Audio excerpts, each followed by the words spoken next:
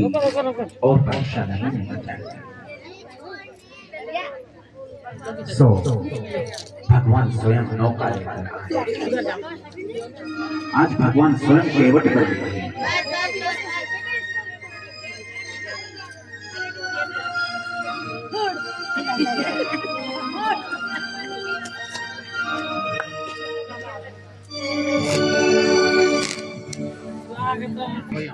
भगवान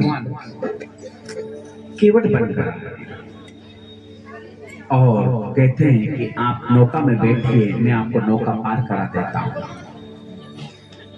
बड़ी है बड़ी जो सोई थी मेरी किस्मत को मौज करने निकल पड़ी। भगवान नौका लेकर सुदामा जी को नदी पार कराते। सुदामा जी नदी पार करके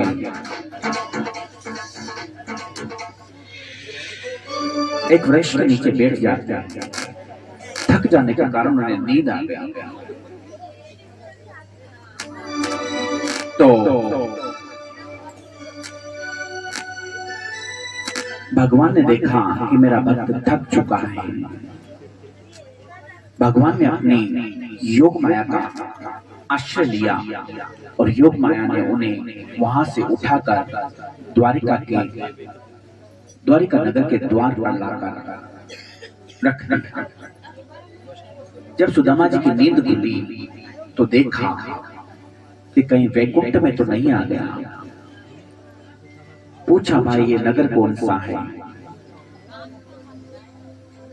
किसी ने बताया कि बोले द्वारिका है।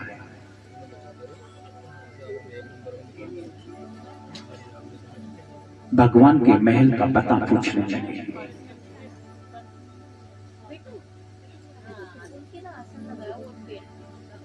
द्वारिका के वासी उनसे कहते हैं कि आप कौन हैं? सुदामा जी कहते हैं कि मैं कृष्ण का मित्र हूं। सब हंस पड़े। द्वारिकाधीश से मिलना है।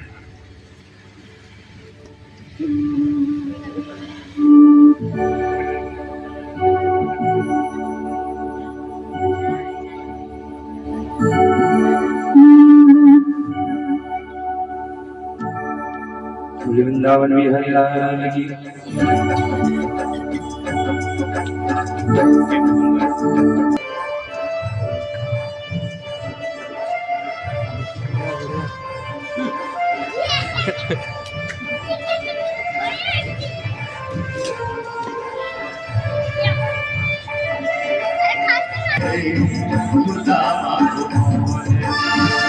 सुनते ही बोले चले आए तो मैंने लगाया गले से सुदामा को मोहन लगाया गले से सुदामा को मोहन कुमार कुमारी को बहुत ही अचंबा मेहमान के साथ आज आ गया मेहमान के आज आ गया है।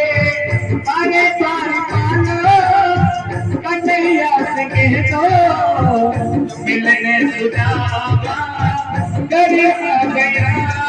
पे प्रभु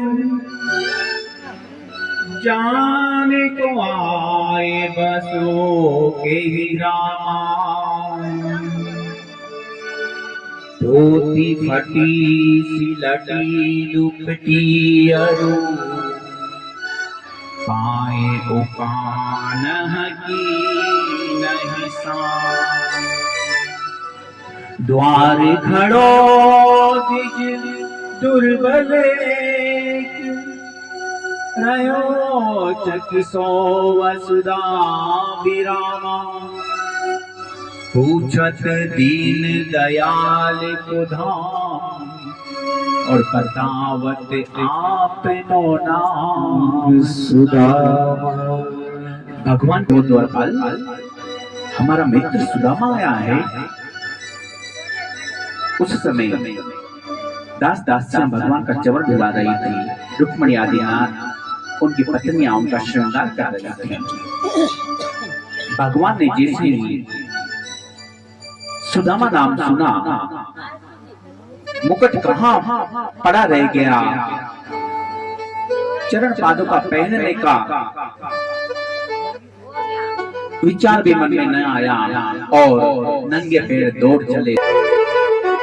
सुदामा आया, सुदामा सुदामा सुदामा, बस पहुंचे सुदामा के पास और सुदामा जी को गले लगा लिया।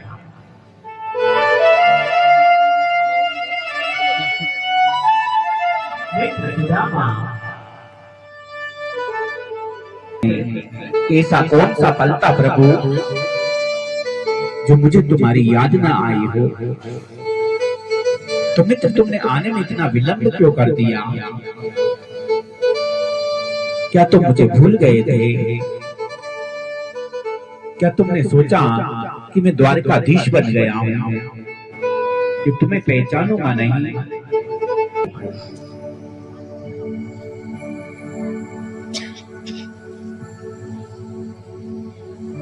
सुदामा जी को अपने महलों में लेकर आते हैं और अपने स्वर्ण सिंहासन पर सुदामा जी को बिठाते हैं और भगवान स्वयं नीचे बैठते हैं। सुदामा जी के चरणों में बैठे हैं। पास में देवी रुक्मणी खड़ी है। बोले, हे देवी, मुझे मेरे मित्र के चरण धुलाने हैं, तुम परात में पानी लेकर आओ। रुक्मणी तो रो पड़े,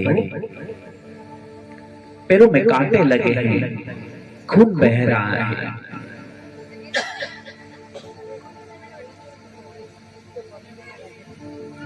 ऐसे बेहाल दीन दशा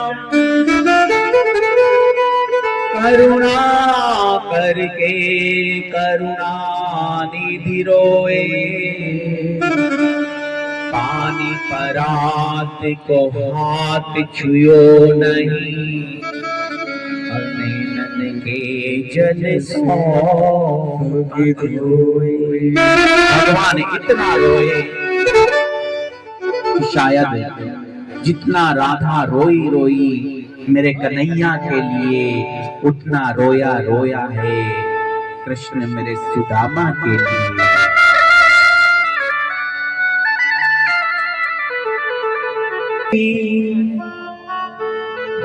अमीर गरीब और जात यहाँ चरण को धो रहे, वहां भरे है भात। बोलिए कृष्ण कन्हैया लाल की। मारे टूटी झोपड़िया छपरी रे, मारे टूटी झोपड़िया छपरी रे, तारे बंधन में न करो रामा, तू याद करे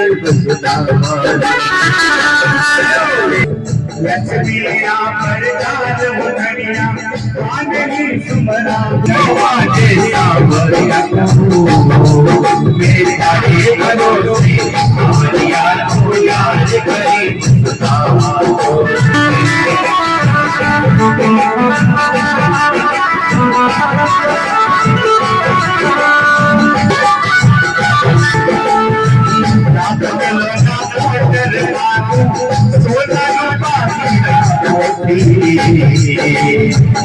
सरदार को सेवा पूजा भजन बेटा ज्योति, जन्म जन्म सुरेश दीवाना मोहन दीवाना, मेरी यार सुदामा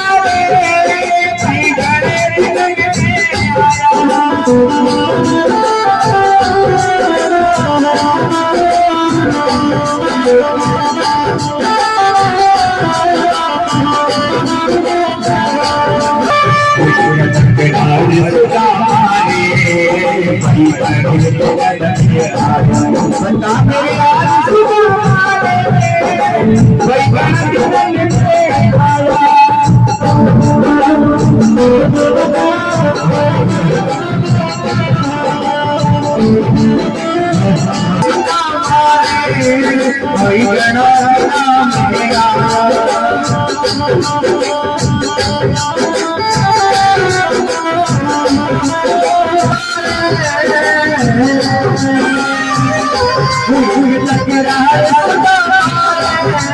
भाई गणनाथ नाम लिया मेरे यार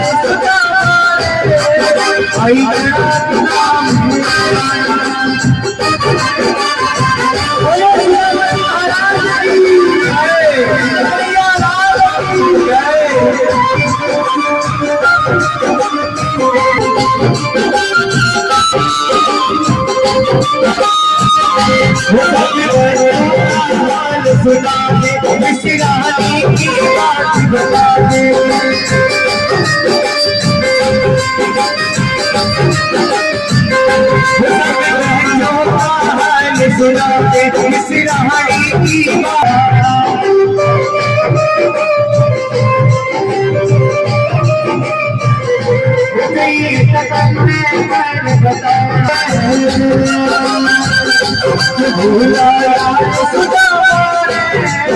भाई गणनाथ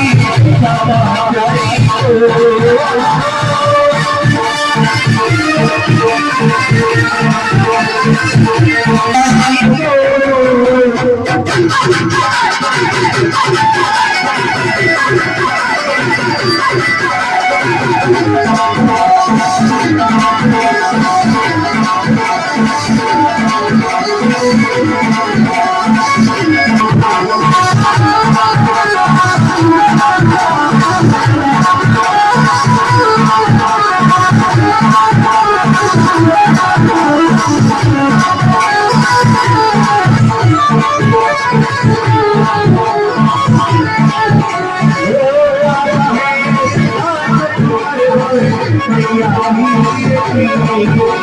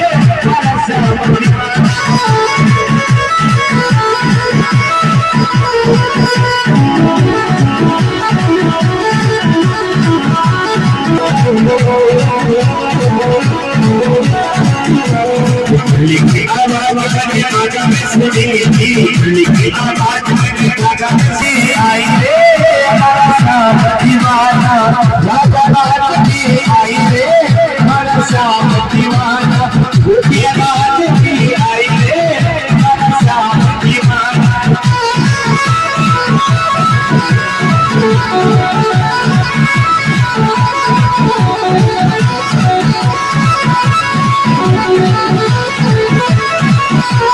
फूल की आवाज मैंने, फूल की आवाज मैंने रसोइया सुनी थी, फूल की आवाज मैंने रसोइया सुनी थी। फूल का द्रौपदी आई रे हमारा श्याम दीवाना, गंगा रात की आई रे हमारा श्याम दीवाना।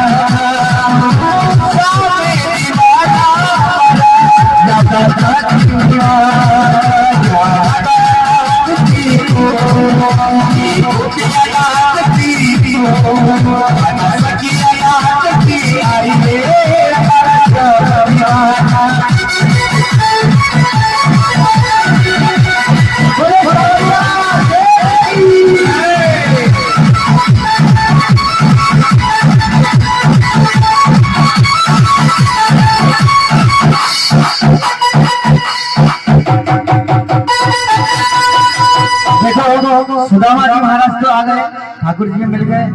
आप सभी ने सुंदर झांकी का दर्शन किया और आगे की कथा अभी महाराज श्री को कहना बाकी है। उसके बाद में हम आज लास्ट में, उसके बाद में लास्ट में धमाल आराम से सब आनंद लेंगे। आपका चरित्र इत्र की भांति महक होती है।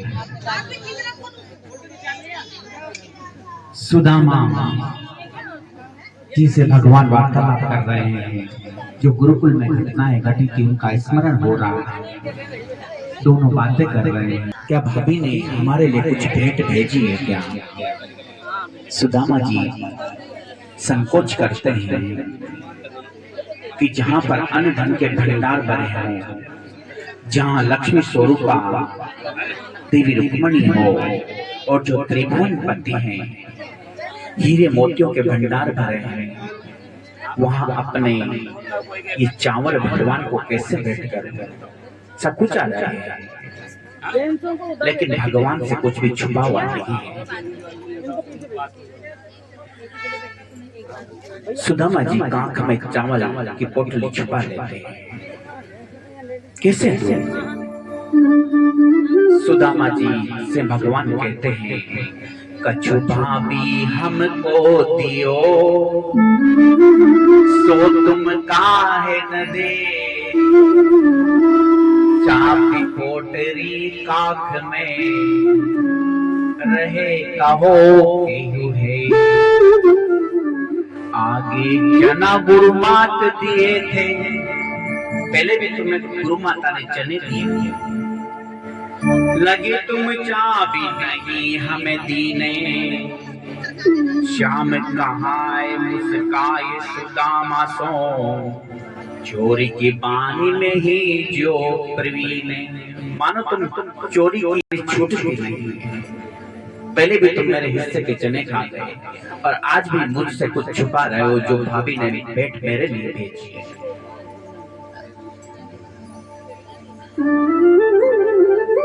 भगवान घट घट व्यापी है,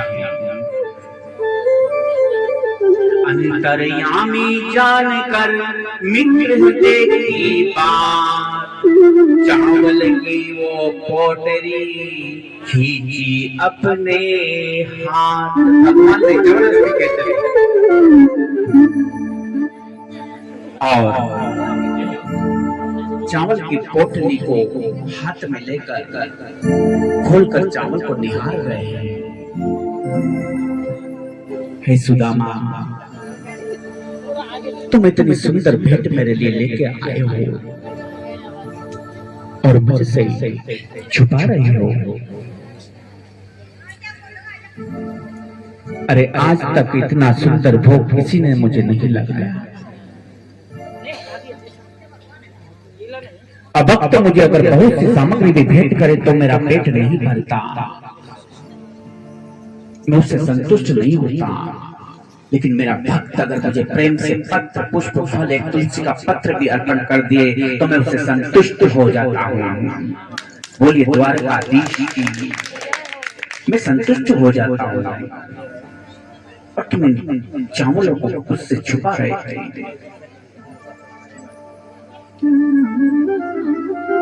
भगवान चावल को निहार रहे हैं। अरे इन पल पर तो मैं अपने त्रिलोक वार दूं।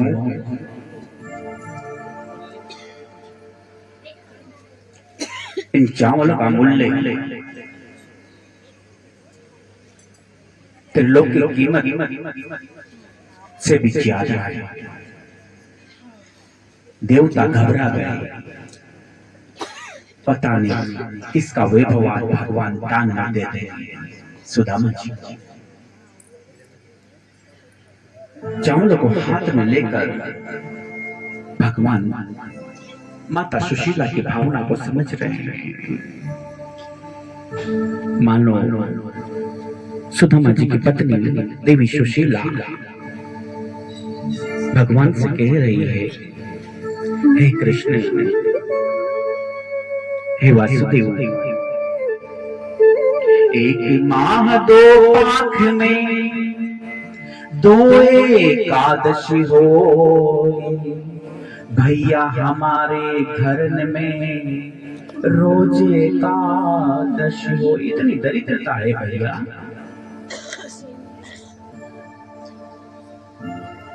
आपसे कुछ छुपा हुआ नहीं है भैया।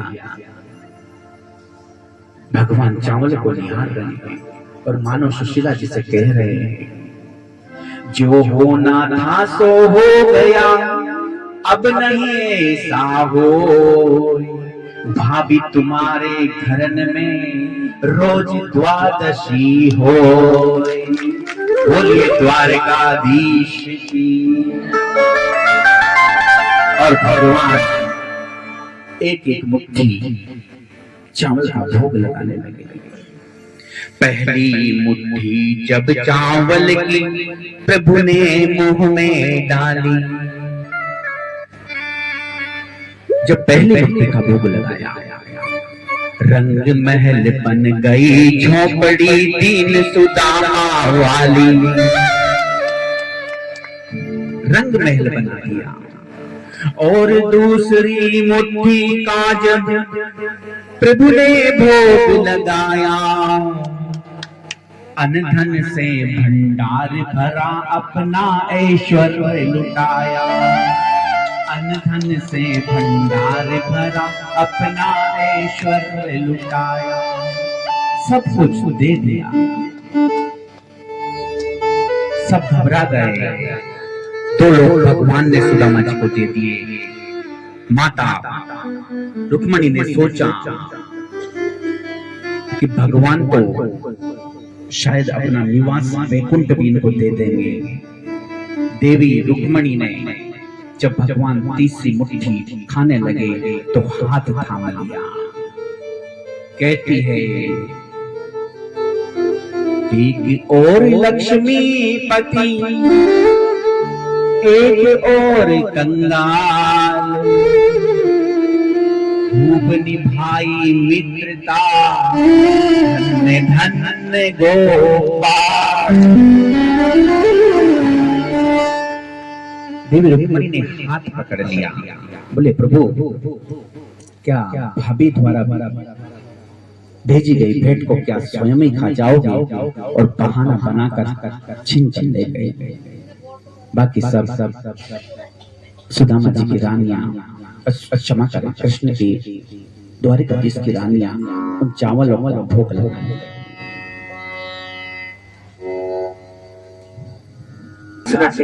हारी तमो पुनि पार न पावे, ताए अहिरन की छोरियां छचिया पर छाछ नाच नचावे। प्रेम में ताकत है। भगवान आपसे कोई रुपए पैसे धन दौलत नहीं मांगता, आपसे प्रेम मांगता है। भगवान कहते हैं, तू मुझे और आंगन दे दे, मैं अमृत की वर्षा कर दूं। और कुछ नहीं चाहिए।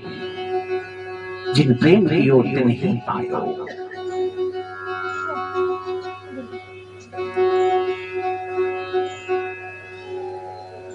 और वो प्रेम आपके पास भरपूर है और उसमें कोई रुपया पैसा नहीं लगता। भगवान ने सुदामा जी को सब कुछ दे दिया, मानो दूसरा वैकुंठपति बना दिया। सुदामा जी बहुत समय तक भगवान के द्वारिका में रहे। कहते हैं कि हे मित्र, मुझे बहुत समय हो गया, अब मुझे जाने की आज्ञा दो। पता नहीं घर पर बच्चे कैसे होंगे, देवी सुशीला कैसे होगी। बोले वो तो ठीक है मित्र, लेकिन आते जाते रहना, ये तुम्हारा ही घर है। भगवान ने सुदामा जी को विदा किया। सुदामा जी चले जा रहे हैं, मन में विचार आया कि भगवान ने मुझे कुछ नहीं दिया। प्रत्यक्ष रूप में भगवान ने सुदामा जी को कुछ नहीं दिया, लेकिन सुदामा जी के नगर को दूसरा वैकुंठ बना दिया। मन में विचार किए जा रहे हैं, कृष्ण ने ऐसा क्यों किया। फिर विचार आता है कि वो द्वारकाधीश है, कुछ नहीं दिया तो क्या हुआ। मुझ निर्धन को, मुझ गरीब को पूरी दुनिया के सामने अपने गले से लगा लिया। मेरे चरण धुलाए, जिनके चरणों को धोने के लिए योगी यज्ञ मुनि तप करते हैं, तो भी वह सौभाग्य प्राप्त नहीं होता। उन त्रिभुवन पति ने मेरे चरण धुलाए, नैनन के जल सो पग धोए। नहीं नहीं, भगवान के विषय में मुझे ऐसा नहीं सोचना चाहिए। चले जा रहे हैं, अपने सुदामापुरी पहुंचे, देखा अपनी झोपड़ी को ढूंढ रहे हैं, पर झोपड़ी की जगह तो महल बन गए थे।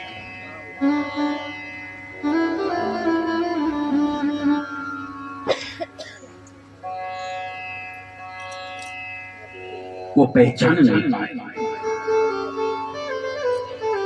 पहले सुदामा जी क्या थे और क्या बना दिया। मुझे कौन पूछता था तेरी बंदगी से पहले, मैं पूछा हुआ दिया था तेरी बंदगी से पहले। मेरी जिंदगी थी ऐसे जिसे खाली सीप होती, मेरी बढ़ गई है कीमत, तूने भर दिए हैं मोती।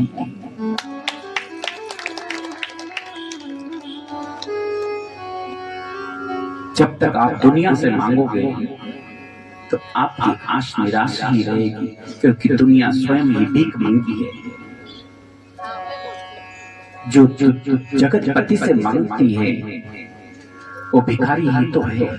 कोई पुत्र मांगता है, कोई पत्नी मांगता है, कोई धन दौलत मांगता है।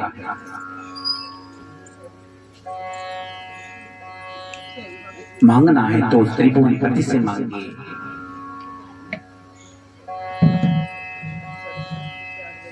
जो देने में कभी कोई कसर छोड़ता नहीं, लेकिन हमारे मांगने में कमी होती है। हम श्रद्धा से मांगते नहीं। कौन कहता है भगवान खाते नहीं, तुम प्रेम से उन्हें खिलाते नहीं। रख दिया भोग, बस खा ले। कभी कर्मा की तरह खिला कर देखिए, प्रेम से ठाकुर जी से लड़कर तो देखिए। वो प्रेम में आपकी गाली भी सुनने को तैयार है। कहीं आपको नीची मेरे मोहन करड़ी करड़ी बोल बोल। ऊपर भरोसे बैठे रहे तो भूखो ही रह जाओ। खाना है तो खा लो। धन्ना जा जिनके भगवान स्वयं हाली बन गए। रोज रोटी लेकर खेत पर जाते, ठाकुर जी को भोग लगाते, लेकिन ठाकुर जी नहीं आए। 3 दिन हो गए, भूखे थे। एक बार कुछ ऐसी बात धन्ना जी ने कह दी कि भगवान पीछे चले आए।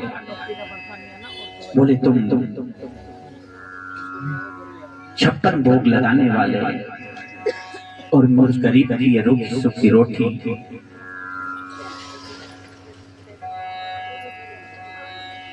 शायद ये तुम्हारे योग्य नहीं है, इसलिए आप नहीं आ रहे, नहीं खा रहे। पर मैं क्या करूं, मैं तुम्हारे लिए 56 भोग कहां से लाऊं?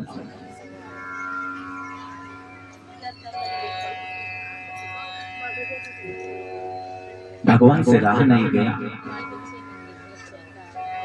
और प्रकट हो धन्ना जाट की रोटी खाई। 3 रोटी थी और धन्ना जी 3 दिन से भूखे थे, क्योंकि ठाकुर जी को भोग लगाए बिना खाए कैसे? ठाकुर जी खाए नहीं। भगवान ने पहली रोटी खा ली, भगवान ने दूसरी रोटी भी खाई। जब तीसरी रोटी खाने लगे तो धन्ना जी ने हाथ पकड़ लिया। बोले क्या करते हो? मुझे भी तो भूख लगी है। ये प्रेम में ताकत है। भगवान ने स्वयं अपने हाथों से धन्ना जी को रोटी खिलाई। आप प्रेम से उन्हें बुलाकर देखिए, प्रेम से खिलाकर देखिए। शबरी ने कहा मैं आपको क्या अर्पण करूं, मेरे पास तो कुछ नहीं है। कई विधि स्तुति करूं तुम्हारी, अधम जात में जड़मती भारी। पहले तो अधम जात में और मेरे पास टूटी फूटी झोपड़ी है, कुछ भी नहीं है। भगवान कहते हैं कह रघुपति सुन भामिनी बाता, मानो एक भजन करी दाता। मुझे कोई ऐश्वर्य या 56 भोग नहीं चाहिए। माते आप इन बेर में से चक चक कर जो मीठे हो मुझे खिला दीजिए। पर शबरी के झूठे बेर भगवान खा रहे। बोले भगवान ये मीठा है, ये खाओ। उसका भाव ये नहीं था कि बेर को झूठे करो, उसका भाव ये था कि मेरे भगवान को कहीं खट्टा बेर न चले जाए मुंह में। छक कर खिला रहे और भगवान खाने जा। विदुरानी भाव विहल हो गई। भगवान आए, केले खिलाने लगे। केले का छिलका खिलाए जा रही है और केले का गुदा फेंकती जा रही है। भगवान प्रशंसा किए जा रहे हैं। बोले ऐसा भोग तो मैंने आज तक नहीं लगाया। कैसा है भक्तों का भगवान।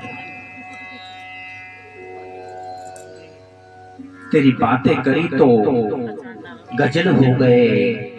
सुदामा जी को द्वारका सुदामा जी जब सुदामापुरी में आए तो देखते महल हो गए। तेरी बातें करी तो गजल हो गए, तेरी नजर पड़ी तो कमल हो गए। मेरी हस्ती तो थी जैसे टूटा मकान, पर तेरी रहमत हुई तो महल हो गए।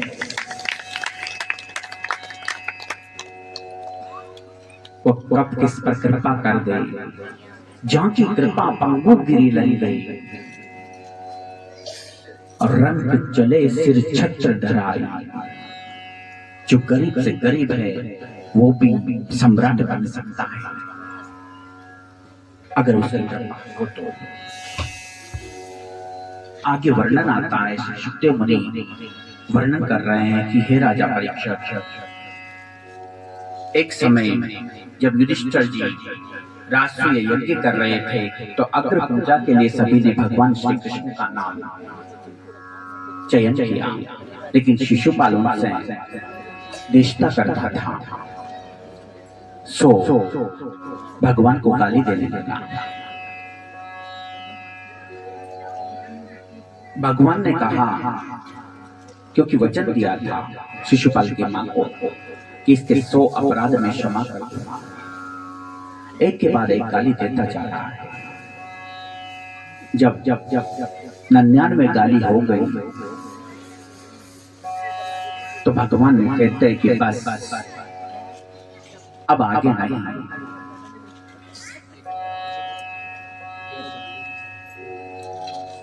अब आगे नहीं। भगवान इशारा भी कर रहे हैं प्राणी मात्र को, सहनशीलता की भी सीमा होती है। ऐसा नहीं कोई एक गाल पर थप्पड़ मारे तो दूसरा भी कर दो, दूसरे को मारे तो तीसरा भी कर दो।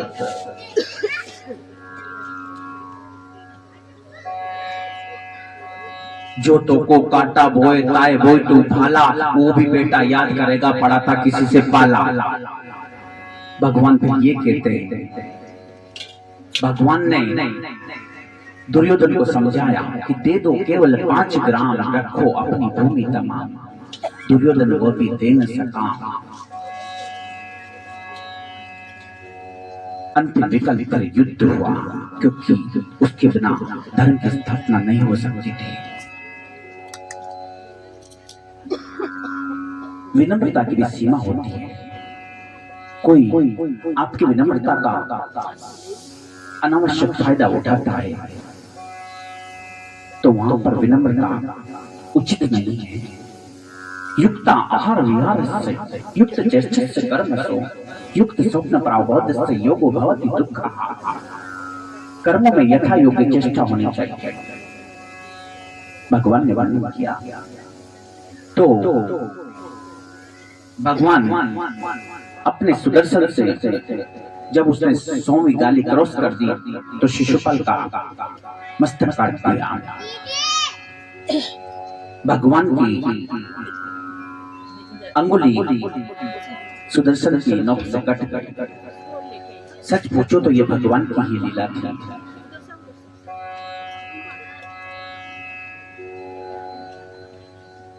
और उनकी पटरानियां, भगवान की पटरानियां वस्त्र ढूंढ रही है कि भगवान की अंगुली पर पट्टी बांधते हैं। पटरानी खोजत रही पतधर में अकुलाए, तब तक महाश्री द्रौपदी पहुंची आगे धाम। वो वस्त्र ढूंढ रही है और द्रौपदी पहुंची। द्रौपदी ने अपनी साड़ी फाड़ी और भगवान की अंगुली पर पट्टी बांध दी। भगवान कहते हैं कि द्रौपदी तुमने क्या किया? आपने कीमती साड़ी फाड़ी थी। बोले भगवान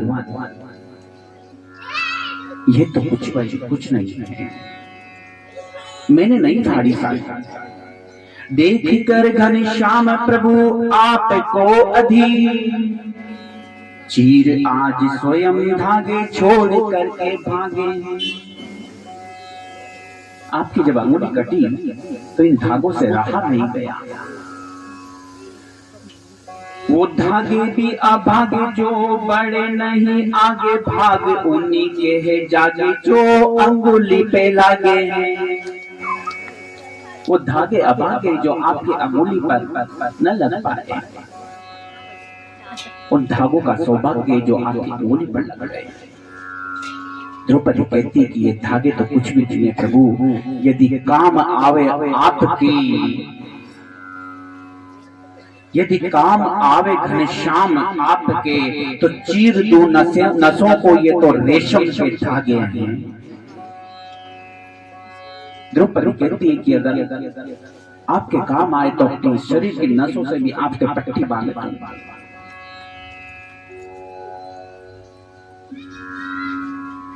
द्रौपदी की कृष्ण प्रेम को हमारा प्रणाम है।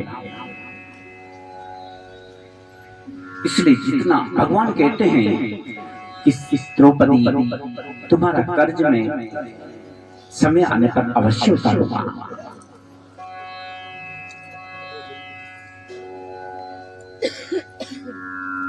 वक्त आने पर भगवान ने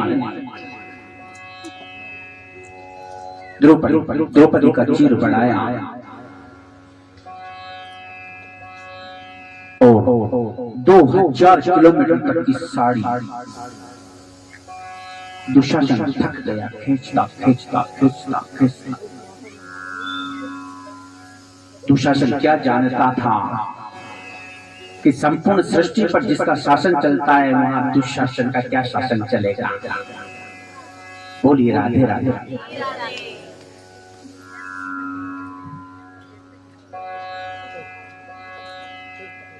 यहाँ पर भगवान ये भी संकेत कर रहे हैं कि भगवान के लिए दिया गया दान अनंत गुना होकर आपके पास पुनः लौटता है।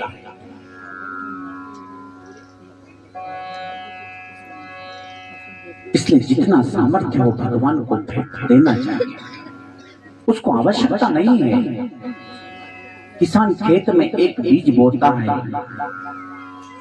एक ज्वार का दाना बोता है, और आपने देखा होगा ज्वार की बाली में कितने दाने आते हैं, हजारों और हजारों बोता है तो लाखों, और लाखों बोता है तो पूरा खेत ही भर देता है।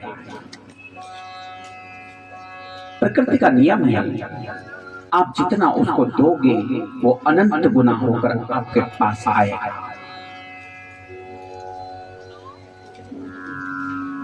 तो एक बार दुर्योधन मय दानव द्वारा बनाए गए पांडवों के इंद्रप्रस्थ की अद्भुत छटा देख रहा था।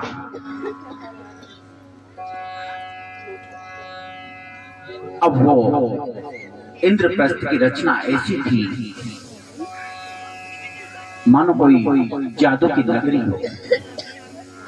जहां जल है वहां जल नहीं, जहां जल नहीं है वहां जल है। दुर्योधन छटा देखता चला जा रहा। एक स्थान पर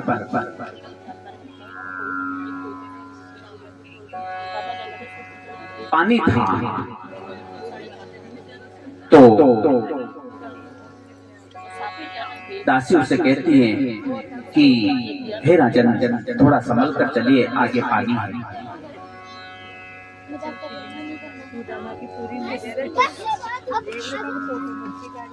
पर दुर्योधन जिस जगह उसे को पानी प्रतीत हो रहा था पहले, वहां पानी नहीं था, उसको क्रॉस करके आया था। तो इसने सोचा कि दासी मेरे को चलना सिखा रही है, और उसने उसकी बात नहीं मानी और धड़ाम से पानी में गिर पड़ा। द्रौपदी झरोख में से देख रही थी।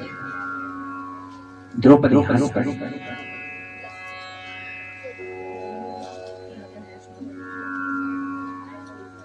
और कुछ कटु शब्द द्रौपदी ने दुर्योधन के लिए कह दिए।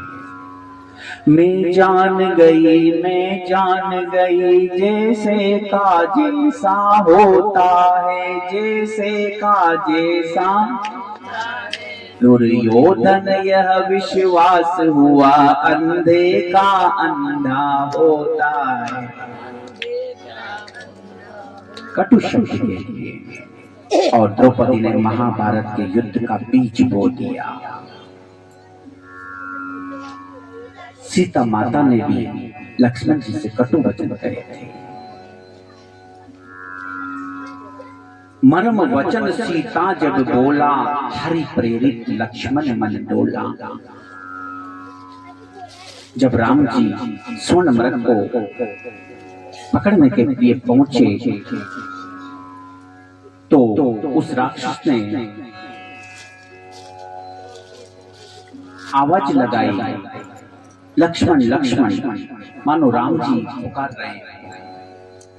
और सीता भ्रमित हो गई और लक्ष्मण जी को कटु वचन कहे। लक्ष्मण जी जानते हैं, लेकिन परिणाम आपको पता है, माता सीता का हरण हुआ। दुर्योधन द्रौपदी के अपमान को सह नहीं सका, हस्तिनापुर लौटा। मामा श्री के पास पहुंचा, बोले मामा श्री मुझे बदला लेना है। मामा जी ने कहा मैं सोचता हूं कुछ। मामा जी ने जाल बिछाया, पांडवों को जुआ खेलने का निमंत्रण भेजा। यद्यपि पांडव को जुआ खेलना नहीं आता था,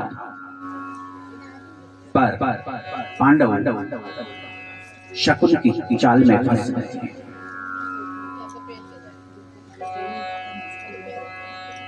और जुआ खेलने के लिए वहां पहुंचे। दुर्योधन ने विकल्प रखा कि मेरी तरफ से पासे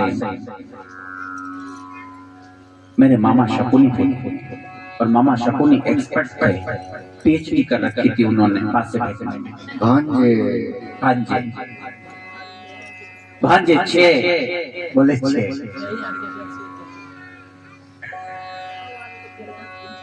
एक के बाद एक सारी संपत्ति हारते चले गए पांडव। अपने चारों भाइयों को दांव पर लगा दिया, स्वयं भी दांव पर लग गए, दास बन गए। और जिस पल का दुर्योधन को इंतजार था, मामा शकुनी ने युधिष्ठिर को उकसाया कि बोले हो सकता है शायद आखिर में तुम्हारी जीत हो जाए, तो एक बार द्रौपदी को दांव पर लगाकर देखो।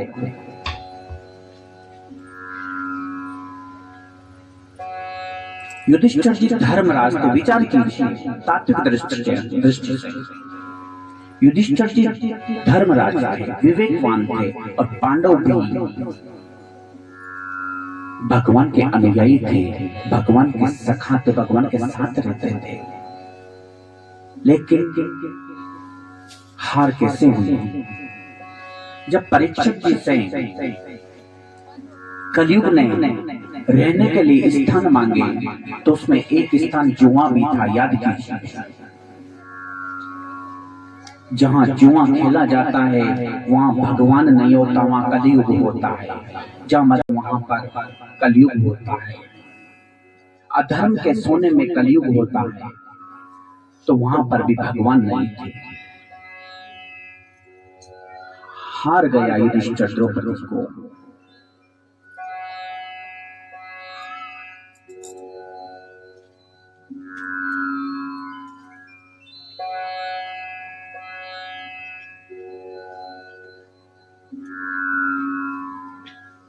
और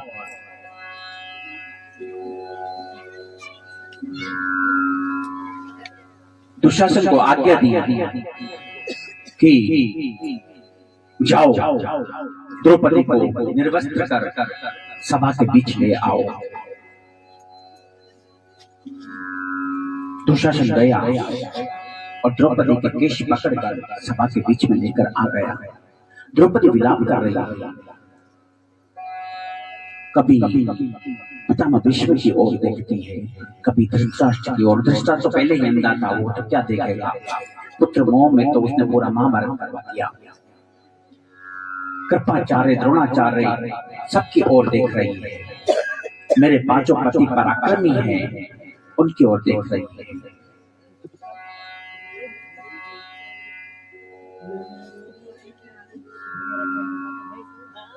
लेकिन वो तो दास बन चुके थे, सर झुका के बैठे हैं।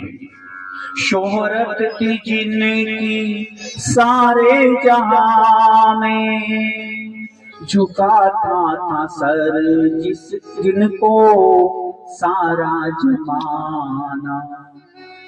देखो समय आज कैसा है बदला, देखो समय आज कैसा है बदला, कि वीरों की गर्दन झुकी जा रही है, वीरों की गर्दन झुकी जा रही है। क्योंकि दास बन चुके थे।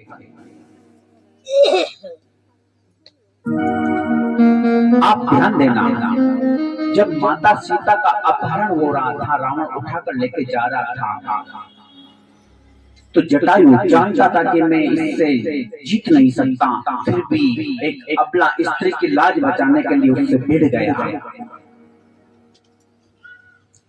और यहाँ पर सारे योद्धा बैठे, पितामह भीष्म जी ने गंगा पुत्र कहते हैं, एक बाण से प्रलय मचा दिया। पर स्त्री की जब लाज लुट रही थी, द्रौपदी की लाज लुट रही थी, तो चुप रहे। परिणाम आपको पता है कि जटायु की मृत्यु भगवान की गोद में हुई और पितामह की मृत्यु बाणों की शैया पर हुई। वो एक गिद्ध था, मांस पक्षी था, लेकिन उसको भगवान ने अपनी गोदी में उठाया और गोदी में ही उसके प्राण छूट गए। भगवान उसके सामने भी ही थे और भगवान पितामह भीष्म के सामने भी थे, पर अंतर इतना था कि एक स्त्री की लाज लुटने पर चुप रहा और दूसरा ने पूरी का पूरा अपना शक्ति लगा दी, भले विफल हो गया। द्रौपदी विलाप कर रही है,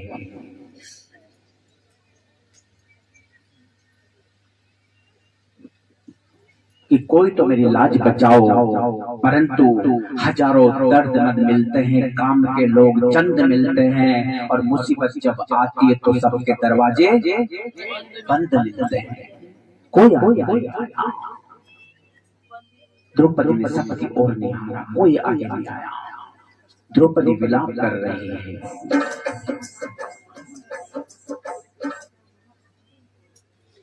भगवान को पुकारा अंत में,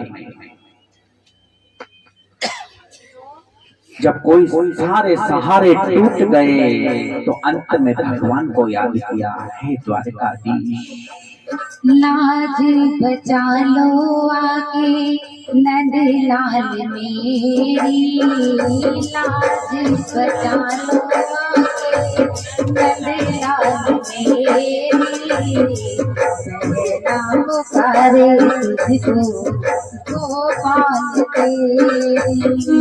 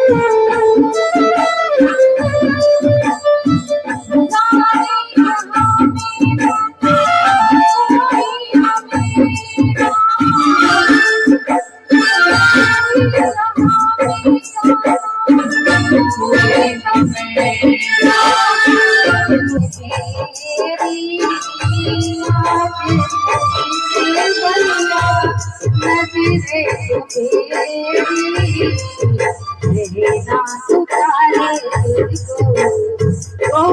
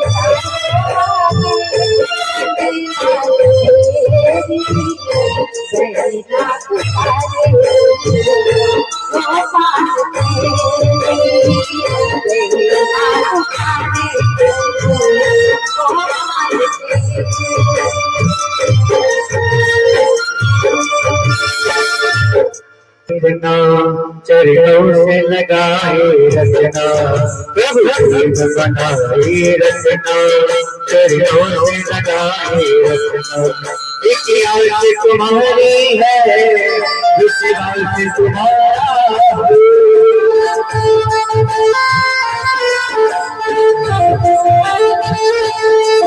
एक आवाज तुम्हारी है इसी बात से तुम्हारा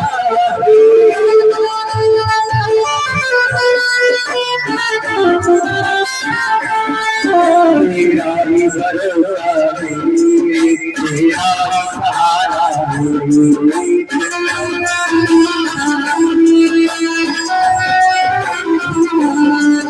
बताए रखना चरणों से लगाए रखना